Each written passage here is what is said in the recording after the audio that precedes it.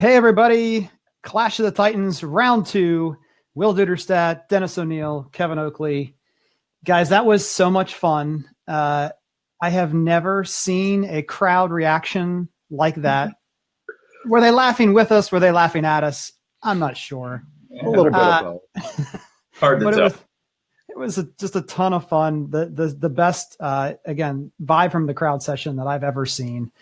And real quick, though, before we jump into today's round 2 topic, just a real quick point of clarification. I went to bed after that day at the show. I woke up the next morning, tiredly grabbed my phone, of course, first thing, and I'm just scrolling through, and I see someone had posted some of Dennis's talk about OSCs, and I said, "Oh no, oh no, what is happening? Why did I go to bed?" There was some confusion. So I just want to start out by clearing up some confusion, which is that we were actors on a stage. It was like an SNL skit. Yes, Dennis has varying opinions about things, as we all do. But Dennis, do you hate online salespeople? No, I do not hate online sales counselors. Yeah, I appreciate the question and the opportunity. It was, it's one of those context things I think you hear people talk about all the time on the news, right? Hey, maybe we took this snippet out of context. Obviously, those of you that attended know we were having a lot of fun, taking some really extreme positions. And while, I think I mentioned this in one of my comments on the thread that, I've certainly had some discussions and some opinions about how online sales and the role fits in the whole scheme of things and consumer expectations. The things that you heard me say on the video were absolutely extreme positions that I do not hold. So, that's the same kind of thing we're going to talk about today. Everything we're going to say is not necessarily a hard fought, actual opinion. These are just sort of extremes to try to get everybody thinking about where things are headed and what they could do. Well, I like to call it edutainment, right? I gotta say, I said some things too on stage that maybe I don't believe in. Nobody called me out on those, so I don't feel as though I need a disclaimer. Yeah, so this is round 2. Mr. O'Neil is going to be the moderator, but this is a rematch. There was pretty clear winner on 2 of the topics that were mentioned. Winner meaning I bribed the audience to clap the way I wanted to at the right time. The last one was kind of a tie between Mr. Duderstadt and myself, and we ran out of time on the last topic. So today's topic is all about recommended leads. And Mr. O'Neil, take it away. Okay, assume character, right? Scene, whatever they do in Hollywood. Here we go. All right. So today's topic is recommended leads. Recommended leads was a topic that we had proposed at the Clash of Titans event itself, but it did not actually get picked. We ended up picking on another topic, so we've got the opportunity to sort of share our thoughts around recommended leads are bad, right? So this is the topic. This is the debatable topic.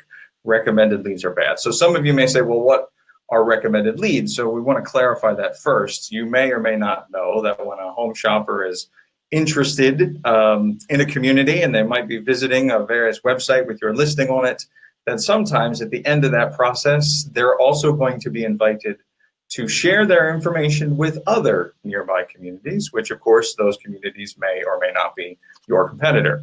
So this is our topic of recommended leads, and arguing in the for side, so the pro recommended leads are bad, is Mr. Oakley. Now, my companions here, my co-hosts do not actually need any introductions, but I'm going to do that because I like to have a little fun with that. So obviously you all know Kevin Oakley of our host, Do You Convert. Kevin is, of course, the managing partner of Do You Convert. He's also the co-creator of the Online Sales Summit.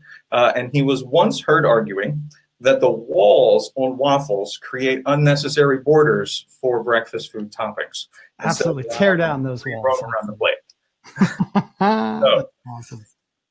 So Kevin, I'm going to pass it off. Actually, I'm sorry. Let me introduce Will first, just so we have both of our presenters being introduced. Will Duderstadt of MI Homes fame and Twitter All-Star. If you didn't catch Clash of the Titans,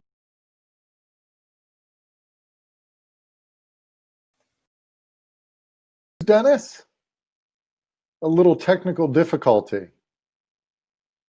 Technical stuff happens. Mr. O'Neil, please come back. I am back. Can you hear me now, sir? Oh, yeah. Everyone's here. Hey, tech happens. Apologize. That's the fun part, right? Yep. So I was probably introducing Mr. Duderstadt when we got a little disconnected. But for those of you that didn't catch Will at the Clash of the Titans session, you may have seen him speak at one of his other 342 scheduled appearances during the show. And I will say that Will is also unapologetically pro-waffle, and he's actually been rumored to say that pancakes are flatter than the performance graph of most print advertising. So, very strong opinions here of our debaters. So, just to give you an idea of the format, each one of the debaters will have about 3 minutes to make their case, and then we're going to give them about another minute to come back and do some rebuttals, and then we're going to take some questions. Some of these questions have been pre-submitted. But first up, Mr. Oakley is going to be arguing that recommended leads are bad. Okay. Because they absolutely are. I love it when you give me the right position to argue. Hey, listen, recommended leads first, let's just clarify. That's the lead that you didn't ask for or your customer didn't ask for.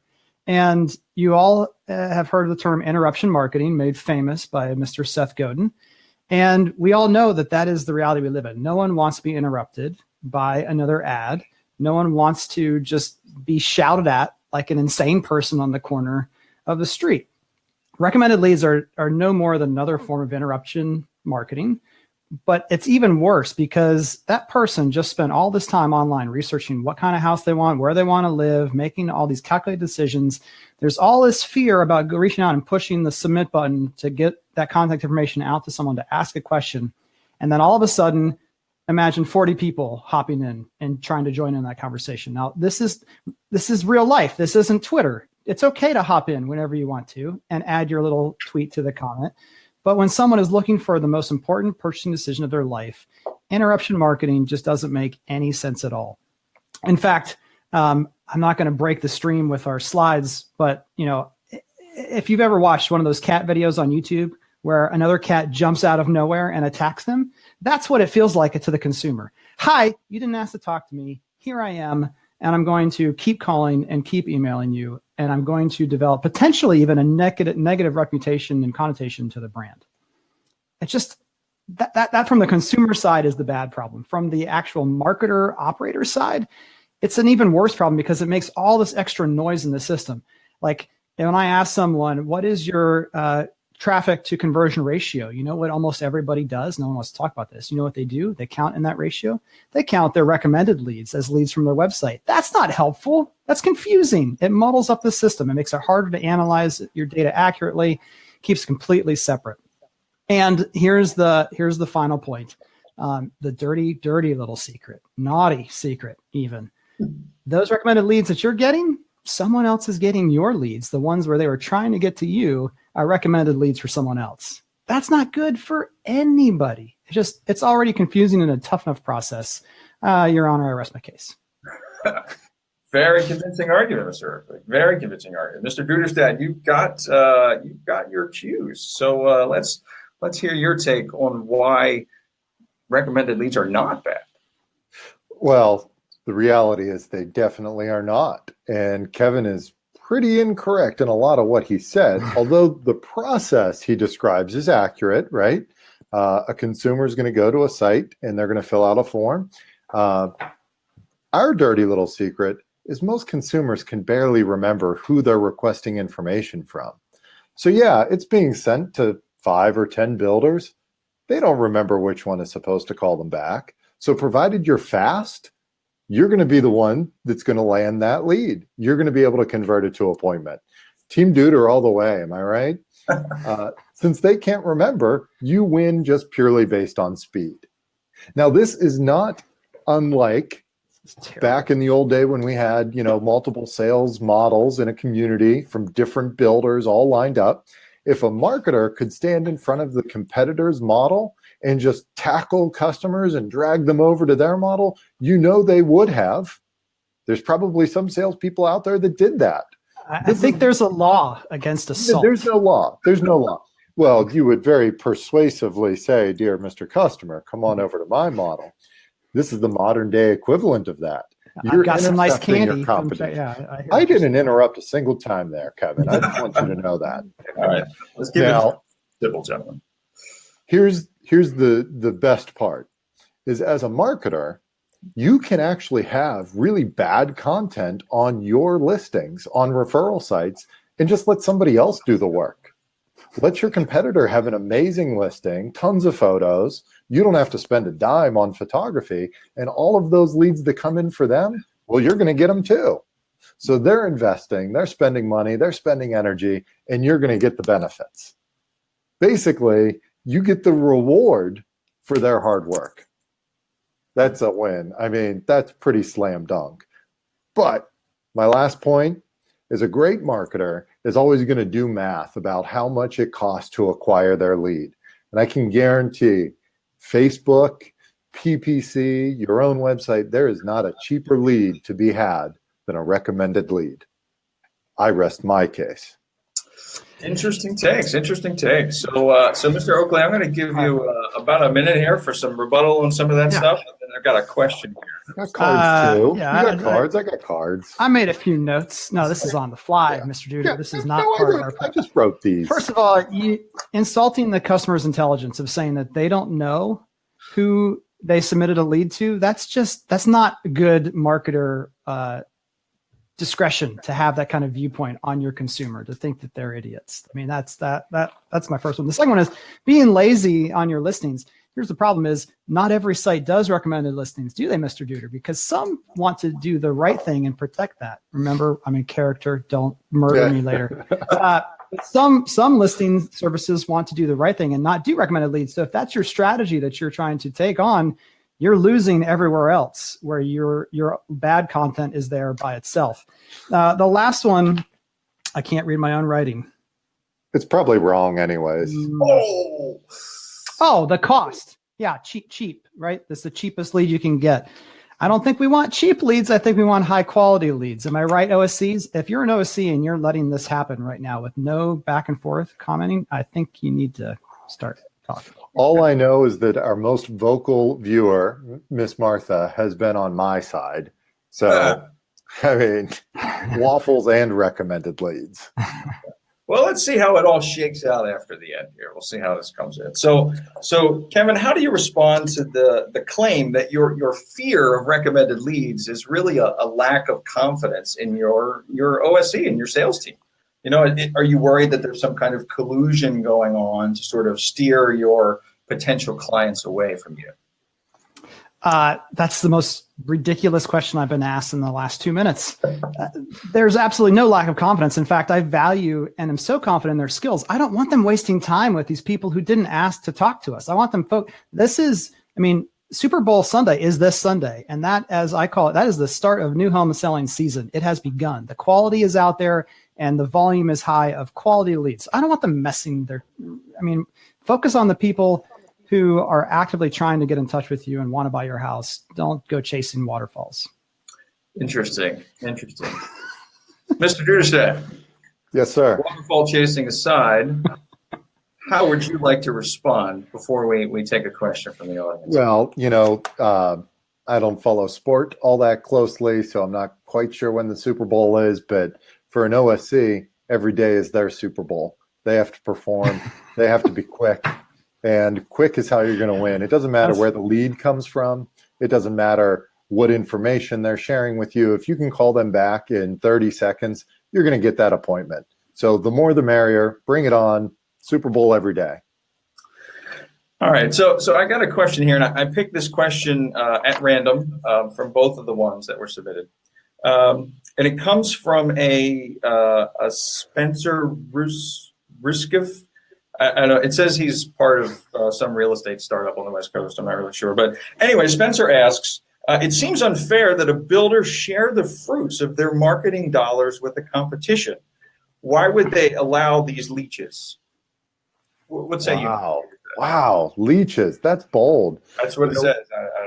I it's not completely out of the realm of what I've heard before. Lead communism, lead socialism. These are all terms that we hear, right? But at the end of the day, my lead is your lead, right? And may the best man win. I mean, no one's ever addressed yet this comment that I made about the fact that, hey, these services are saying we are producing, 1,000 leads a month in this metro area. They're not. They're producing 200 and giving them each to 5 people. So it makes your advertising costs, you're not tracking them correctly. Well, a lead can be counted in a lot of different ways there, Kevin. And we know that from our life in on-site, right? A family of 4 walks in, that's 4 traffic units. So why wouldn't one lead be 4 recommended leads by a referral site's point of view? I think that's completely fair. Do you count the dog if they have a dog? Do you count the dog? It depends. It depends. Yeah, now here we can agree. If it's a small dog, no. No. Only big dogs count as real dogs. For sure. But always cats. Always cats. Got it. Well, gentlemen, this has been a great topic. I think we've got a lot of good sort of points and counterpoints. I'm going to be interested to hear in the comments and as people sort of watch the replay of this, what their opinion is. I think you both made some solid arguments, but I think it's clear that I actually won. We haven't even voted. Wait, I demand a vote. We need crying faces if you agree with Will, and angry faces, because this is going to make everyone say, what the heck is everyone so mad about when they see all these emojis? So mad face if you agree with me, that you'd rather focus on high quality leads instead of the rubbish. And if you agree with Will that every lead deserves a chance and follow-up, then you do a cry face. All right? And may the best man with a beard win. As long as people are using emojis. I'm not even sure how we're going to count those. Well, this has been a lot of fun, gentlemen. I look forward to hopefully doing more of these topics as we come out. Yes, which leads us to our last thing to make sure we cover is it was noted that for 2019, the Clash of the Titans needs a female representative. So please do email show, SHOW, at doyouconvert.com if you think that should be you. And as well as topics, because we can get, this takes hard work and months of preparation to pull this kind of stuff off. We can't just wing this stuff. So topics, and if you'd like to be part of next year's Clash of the Titans, make sure you just email show at doyouconvert.com. Otherwise, I will wear a dress. Signing off. I'm going to root for there. All right, everybody. Thanks for joining us. Have a great rest of your week. Thanks. See you now.